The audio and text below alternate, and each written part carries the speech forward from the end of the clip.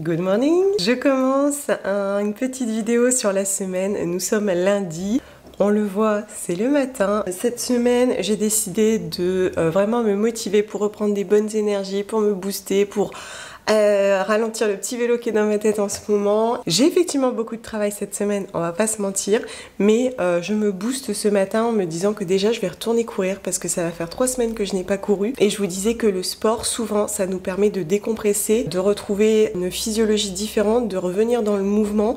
Le mouvement, c'est le changement, le mouvement, c'est avancer. Donc je me dis, Audrey, booste-toi et va courir. Là, je mets un peu d'huile cheveux Oden avant d'aller courir. Je vous dis souvent, je fais ça sur les pointes. Quand on n'a pas couru depuis 3 semaines, en fait on perd très vite et donc je vais probablement morfler, mais c'est pas grave, je vais y aller quand même. Il fait beau et je sais que si je n'y vais pas aujourd'hui et que demain il pleut à grande eau, je vais regretter. Je vais me motiver ce matin. Une fois que j'ai couru, il faut que j'aille vite au marché, ensuite récupérer mon fils le midi pour qu'on ait ce qu'il nous faut pour la semaine. Oh, il veut jouer. Tu donnes? Allez, donne. Tu donnes? Tu veux que je cours après toi? Mais non.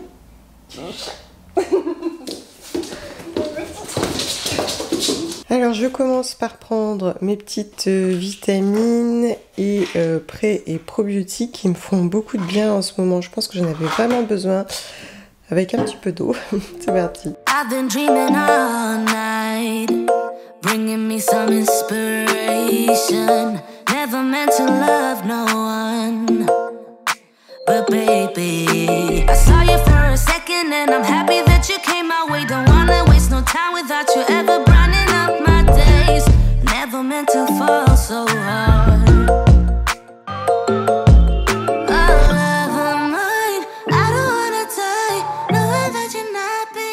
10h, je suis plutôt pas mal, je suis prête, je me suis habillée, j'ai mis un pull rodier de seconde main, un jean taille haute de seconde main, des petites choses de seconde main. D'habitude je prends Jack avec moi, mais ça fait 2-3 fois que j'ai des petits soucis au marché. Autant lui, il se couche, il est super sage, autant il y a plein de gens en fait qui lui marchent dessus et tout, pourtant c'est quand même un grand chien, hein. Donc voilà, je vais plutôt faire vite fait l'aller-retour et je reviens vite ici. Trying to keep my focus right. Every glimpse of you deserts me. You're all I think about sometimes. But baby, I saw you for a second and I'm happy that you came my way. Don't wanna waste no time without you ever brightening up my days. Never meant to fall so hard.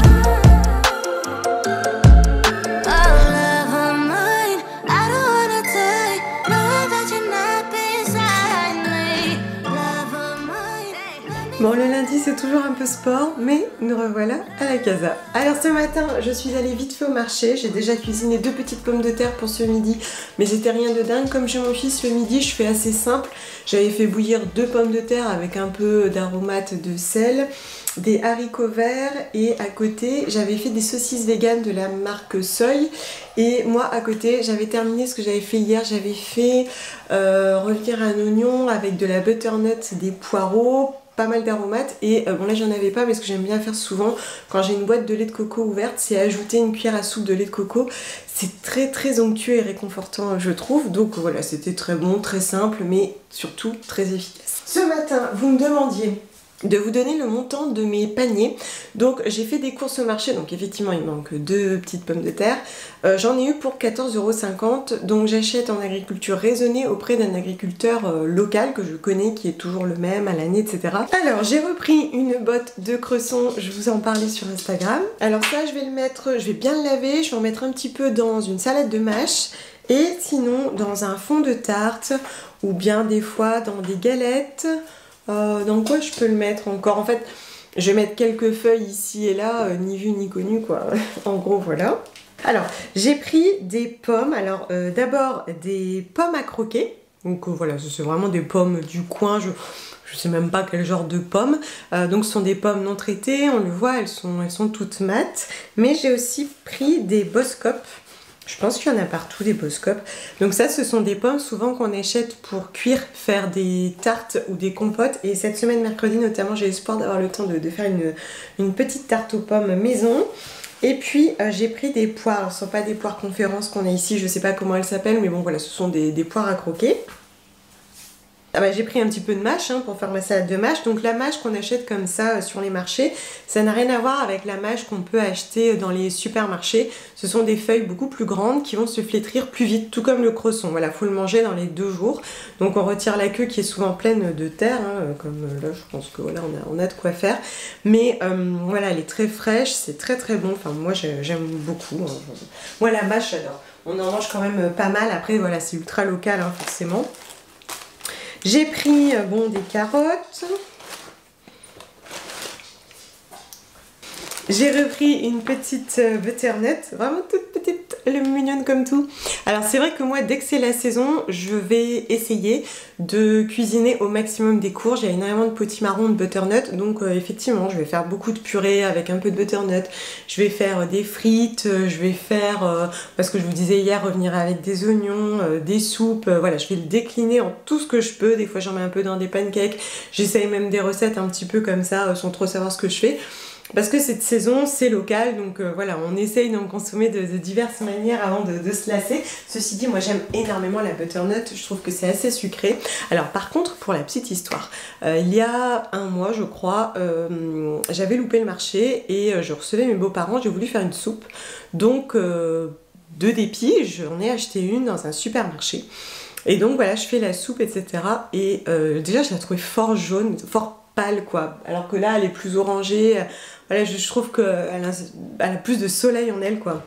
Mais bon c'est tout, je la cuisine et c'était fade quoi, j'ai l'impression que c'était que de l'eau, c'était pas très bon, d'ailleurs je pense que personne n'a aimé sans oser me le dire.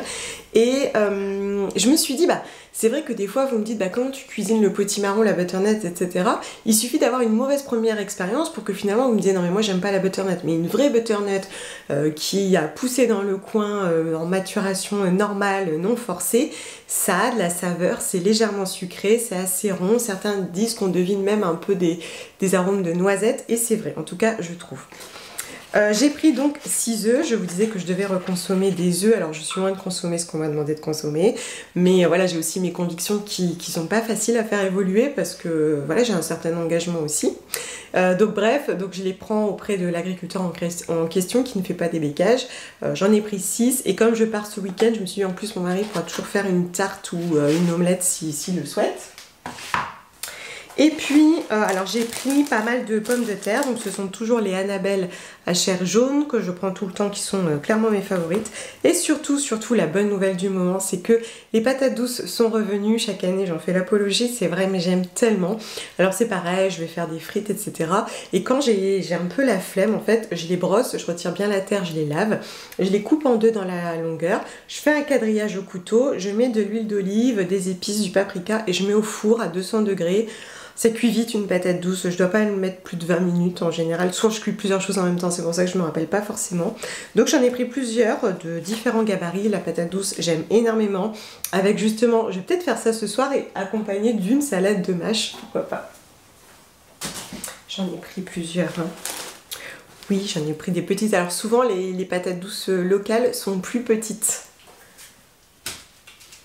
C'est pas comme les gros gabarits des États-Unis par exemple. Bon, et puis pour terminer, j'ai pris des oignons et des lentilles vertes ultra locales.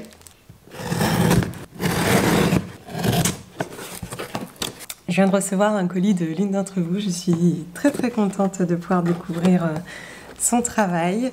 Donc elle s'appelle Les Petits Trésors d'Adèle, faiseuse de bougies poétiques. Ah, c'est joli.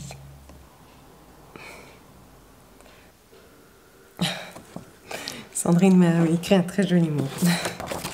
Elle coule elle-même des bougies dans des contenants chinés ici et là. Elle précise que ce sont des bougies véganes, coulées avec de la cire de soja non OGM, une mèche de bougie en coton exempte de zinc, plomb et autres matières toxiques. C'est livré dans un pochon en coton biologique.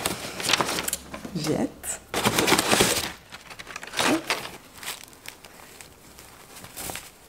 Ah, c'est joli, mais comme c'est bien emballé, je vais d'abord faire une photo pour Instagram. J'aime bien ce moment où on ouvre et où on va vraiment découvrir. Donc c'est pour ça que je prends toujours le temps. Je suis un peu relou avec ça. Mais c'est très joli. Et je sais que c'est fragile, donc je fais attention. Ah, elle m'a mis celle-ci en plus. Je lui avais dit que j'avais un coup de cœur pour celle-ci. Donc c'est une porcelaine de Limoges dans laquelle elle a coulé sa bougie. C'est très joli. Donc c'est une vraie tasse qu'elle a chinée. Elle l'a pas acheté neuve pour faire la bougie. Alors j'aime bien ces vieux objets parce que moi, je trouve qu'ils racontent toujours une histoire, quoi. Et donc c'est la soucoupe qui va avec. Et elle a ajouté une petite pastille pour dire que c'est une bougie 100% végétale, faite à la main et en France. Et on devine bien le Limoges en dessous.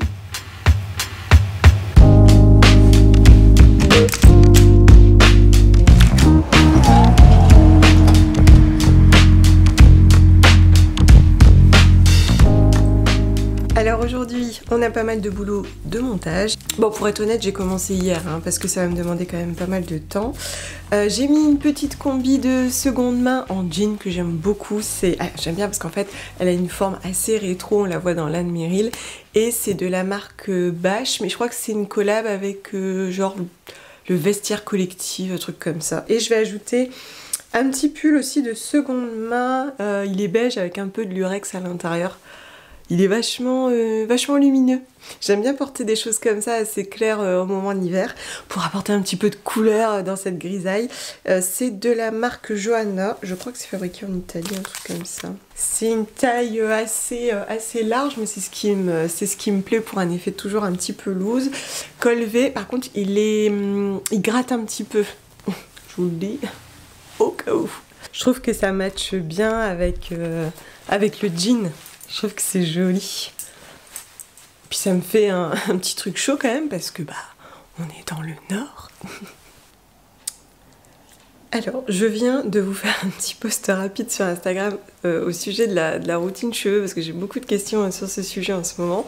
Alors quand c'est comme ça, je le fais un peu rapidement, donc je me prends en photo toute seule. Parfois le résultat est assez approximatif, mais voilà, l'essentiel finalement c'est le texte, c'est ce que j'ai à vous raconter. D'ailleurs, j'en profite pour vous remettre en dessous la vidéo complète et détaillée sur le sujet des cheveux parce qu'il y a beaucoup de choses à expliquer sur les shampoings solides, sur ma routine, pourquoi elle a évolué. Ça fait très longtemps que je suis passée au naturel, mais très honnêtement c'est pas toujours très simple de se défaire des silicones et de passer au solide. Dans cette vidéo vous avez le détail, pourquoi j'utilise plutôt ce shampoing qu'un autre, ce que j'ai fait aussi pour apaiser mon cuir chevelu. Enfin, je vous laisse aller voir ça.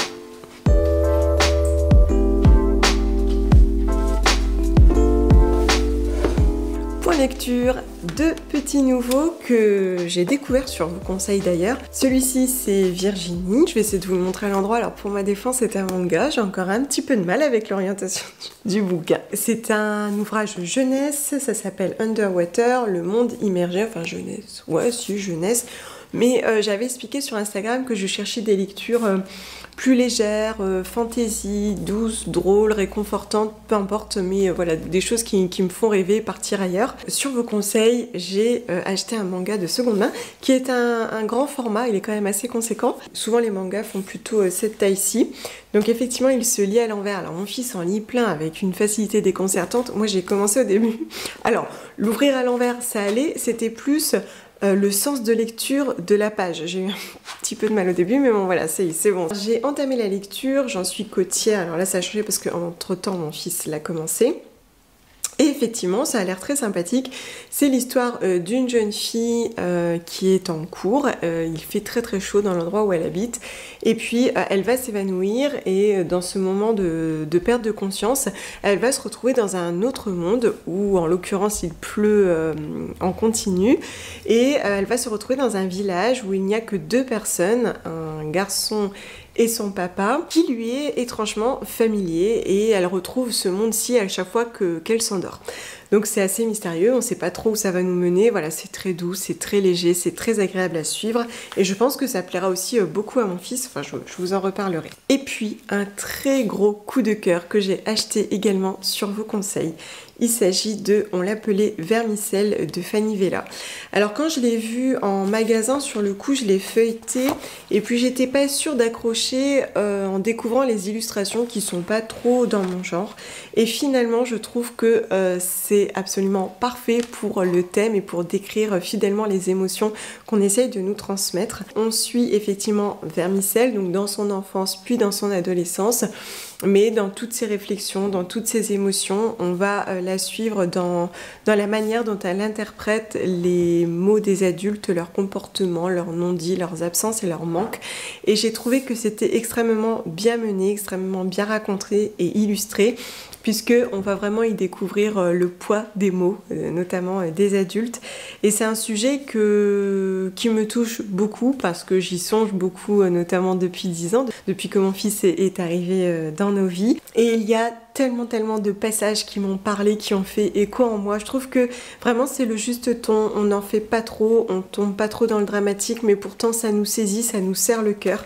Et ne serait-ce que dans les premières pages, lorsque Vermicelle vient au monde, donc c'est un petit bébé qui bouge beaucoup, et très rapidement on lui dit « Oh mais qu'elle est brusque, elle n'arrête pas une seconde, cette môme, elle ne tient pas en place, elle est épuisante. » Et ça c'est une chose que j'ai vécue avec mon fils, parce que effectivement il bougeait beaucoup, et il y avait toujours des personnes qui exprimaient ce qu'ils percevaient de mon fils. Alors déjà, le poids de leurs mots était pas très agréable déjà sur moi, mais probablement sur lui. Avec le recul, on se dit que les enfants absorbent tout et interprètent tout au point des fois d'en faire des réalités. Et puis, ce que moi aussi j'ai mis en place par la suite, j'ai mis un peu de temps à me rendre compte qu'il était temps d'arrêter de stigmatiser son comportement ou ce qu'il est et ce qu'il n'est pas. Hein. Il est juste un enfant, et un enfant, ça bouge, c'est bien normal. Puis il y a eu plusieurs choses aussi qui m'ont touchée en tant que personne, donc moi Audrey, notamment quand elle est dans sa période d'adolescence, sur notamment les passages lorsque sa mère, critique, évalue en tout cas son apparence physique. C'est vrai que je l'ai traversé aussi pour plein de choses, et avec le recul on se rend compte à quel point ça a de l'impact sur nous, notamment lorsque c'est exprimé par nos parents, parce qu'on estime que nos parents détiennent la vérité, ils ont forcément raison. Donc si ton parent te dit « Oh dis donc, t'es poilu », ça devient une vérité absolue qui va rester dans ta tête, qui va orienter tes choix vestimentaires et potentiellement te complexer, ce qui a été mon cas. C'est vrai qu'avec le recul, j'ai repensé à toutes ces remarques que j'ai eues sur ma poitrine menue, sur ma pilosité, sur mon nez épaté, et à quel point ça peut parfois nous torturer. Mais ce que j'ai trouvé particulièrement intéressant, c'est que vraiment cet ouvrage, il nous prend par la main pour reconsidérer ce que l'on dit, ce que l'on ne dit pas, ce que l'on fait, ce que l'on ne fait pas, pour potentiellement éviter aux enfants qui arrivent de subir les mêmes souffrances.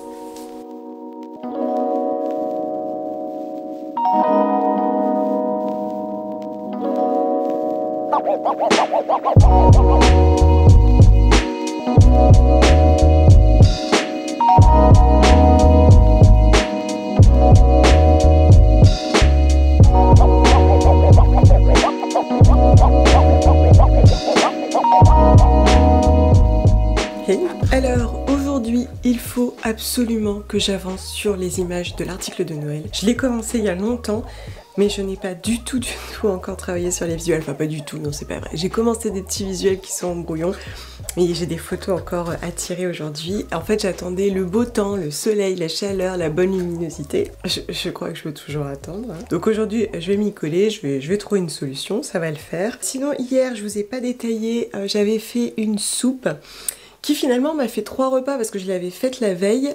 C'était une soupe butternut, carottes, poireaux, oignons. Donc j'avais fait une première soupe le dimanche soir, et pas le dimanche soir, non, la veille au soir pour le dîner. Et en fait, souvent ce que je fais, c'est que j'en fais assez pour 3 repas. Et ce que j'aime bien faire, c'est l'accompagner d'une petite tartine. Or, je n'ai plus le droit au blé, ce qui complique un peu les choses. Donc là, ce que j'avais fait, c'est que j'avais coupé des lamelles de patates douces que j'avais pas enduite, disons que je les avais recouvertes d'huile d'olive, mis sur une plaque avec sel, poivre, paprika, herbes de Provence, et je les avais passées, je crois, une vingtaine de minutes au four à 200. Et puis chacun y a mis ce qu'il voulait, mon mari a mis du fromage, et moi ce que j'aime bien faire, c'est ajouter en fin de cuisson une sorte de petit crumble, mais donc sans gluten. Et donc dans ces cas-là, ce que je fais, c'est que j'écrase une tartine grillon d'or, là, sans gluten, à la châtaigne. Des fois, je rajoute un peu de sel avec, je le mets dessus et ça va griller, ça apporte un peu de croustillant. et ça matche très bien avec la soupe. Donc j'avais fait ça et c'était très très bon. Et pour la dernière fois, donc j'en ai remangé hier soir, j'avais ajouté une cuillère à soupe de lait de coco. Comme ça c'était encore plus onctueux, j'avais l'impression de manger une nouvelle soupe pour changer un petit peu, quoique c'était très très bon. Ça matche très bien, ça fonctionne très bien. Et souvent quand je mets de la carotte dans une soupe, j'ajoute un peu de cumin. Cumin, carotte, en général ça fonctionne super bien. Sinon aujourd'hui j'ai remis mon jean taille haute que j'avais pas mis hier puisque j'avais ma combi. J'ai repris le pull d'hier histoire de le porter la deuxième fois avant de le laver. En dessous j'ai mis une très très vieille blouse IKKS, toute fluide, qui se froisse d'ailleurs énormément, et vous connaissez ma passion pour le repassage. Au niveau de la médaille, c'est un très vieux camé que ma mère m'a donné. Vraiment très très vieux. Ici je crois que c'est ce trèfle, je crois que c'est mon grand frère qui me l'a offert il y a genre une vingtaine d'années. Une vieille chaîne et des boucles d'oreilles Aglaia qui sont absolument magnifiques. Vous savez, ça vient du bar à boucles, on peut mixer, c'est très à la mode de mélanger tout ça. Et alors celle-ci, issue de la collab avec Héloïse, elle est magnifique, un petit côté rock, tout ce que j'aime.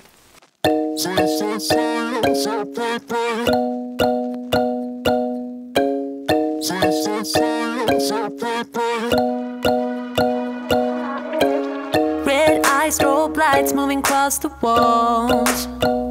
You're looking like a movie star, but I don't know just what you are. Seems like your type to be on the floor. You're looking for a kind of queen, the baddest one you've ever seen.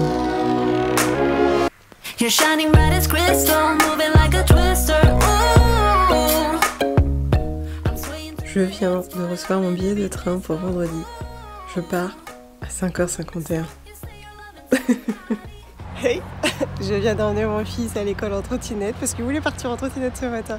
Et alors je riais, il sautait, il slalomait, il était à deux pieds, il glissait, puis il s'autorisait. Maman, tu suis? Oui, je suis. Non, sans peine, mais je suis. La trotte, c'est horrible. Je ne sais pas comment font les enfants. Mais alors c'est vrai que ça te booste du matin, ça fait vraiment du bien.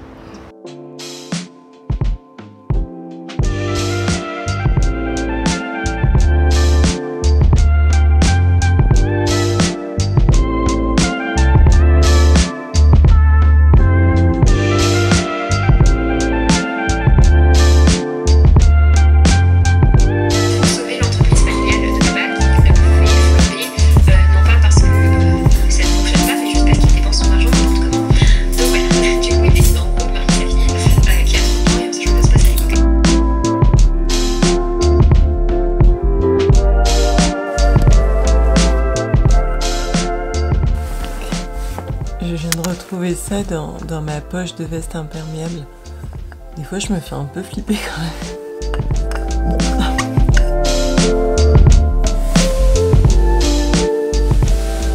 Je mets un petit peu de quinoa à tremper parce que je pense que demain je vais me faire une petite salade avec quinoa, raisin ou cranberry selon ce que j'ai. De la butternut rôtie au paprika. Comme ça ce soir ce que je vais faire, c'est que je vais faire mon plat que je vous avais montré sur Instagram avec des lentilles vertes. Vous savez, la purée avec les lentilles vertes. Et même peut-être s'il me reste des lentilles vertes, je les mettrai avec ma petite salade. Et demain matin, voilà, je me fais ça tranquille. J'ajouterai juste peut-être un petit filet d'huile d'olive, sel, poivre. Bon, j'ai pris une pomme.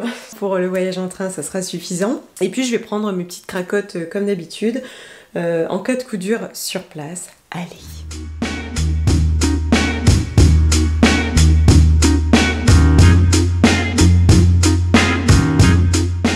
Je vous retrouve depuis les ateliers de Ballot, proche de Perpignan. C'est génial parce que je n'étais jamais venue dans cette région, c'est absolument magnifique. Là, on est vraiment dans les coulisses, dans le petit atelier.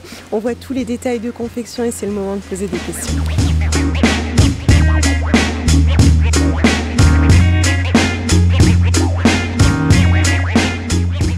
On est dans la deuxième partie de l'atelier, c'est ici qu'ils teignent les textiles, donc notamment le lin. Et ça doit rester ici au séchage pendant 2 mois.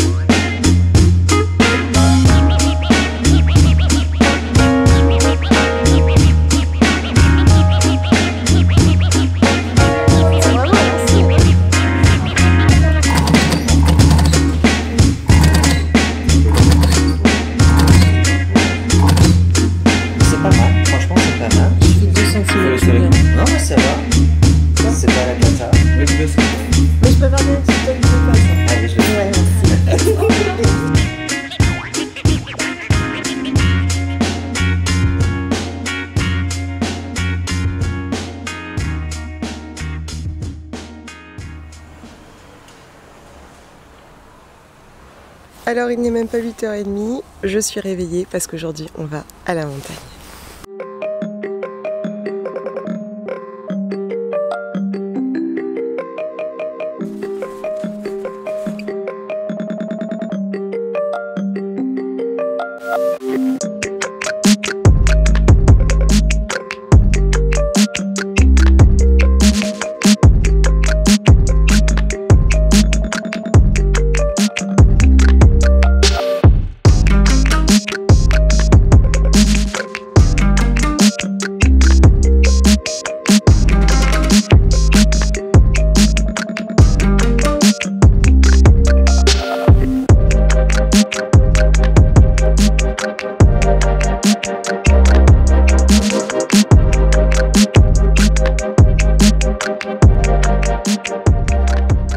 J'espère que ça vous a plu de voyager avec moi à la montagne. C'était vraiment trop beau. Bon, vous connaissez mon amour de la montagne, mais alors là j'en ai pris plein les yeux. J'étais à la montagne parce que j'étais avec l'équipe de Ballot qui se situe à Alenia, tout près de Perpignan.